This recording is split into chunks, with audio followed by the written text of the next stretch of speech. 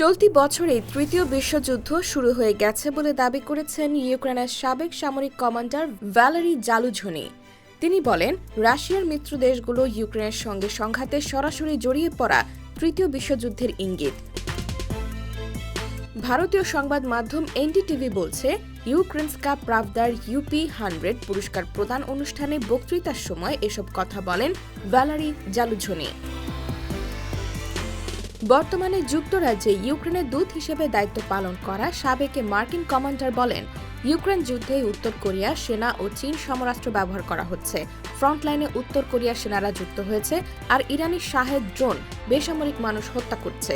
এদিকে জাতির উদ্দেশ্যে দেওয়া এক ভাষণে রুশ প্রেসিডেন্ট বলেন, যদি আগ্রাসী কার্যক্রম বৃদ্ধি পায় আমরা সমানভাবে প্রতিক্রিয়া জানাব। যেসব দেশ তাদের অস্ত্র আমাদের সামরিক স্থাপনায় ব্যবহারের অনুমতি দিচ্ছে, তাদের সামরিক স্থাপনাগুলোতে আঘাত করার অধিকার রাশিয়ার রয়েছে। কেউ যদি এটি নিয়ে সন্দেহ করে তবে তারা ভুল করছে। এর প্রতিক্রিয়া অবশ্যই হবে। জানা যায়, পশ্চিমাদের দেওয়া দূরপাল্লার ক্ষেপণাস্ত্র ব্যবহার করে গত মঙ্গল ও বুধবার রাশিয়ার ভূখণ্ডে হামলা চালায় ইউক্রেন। তার পাল্টা জবাবে গত বৃহস্পতিবার ইউক্রেনের নিপ্রো এলাকায় নতুন ধরনের ক্ষেপণাস্ত্র দিয়ে হামলা চালায় রাশিয়া। বিশ্লেষকরা মনে করছেন, রাশিয়ার পশ্চিমা অস্ত্রের ব্যবহার এবং রাশিয়ার পাল্টা হামলা বিশ্বকে নতুন এক সংঘাতময় পরিস্থিতির দিকে ঠেলে দিচ্ছে।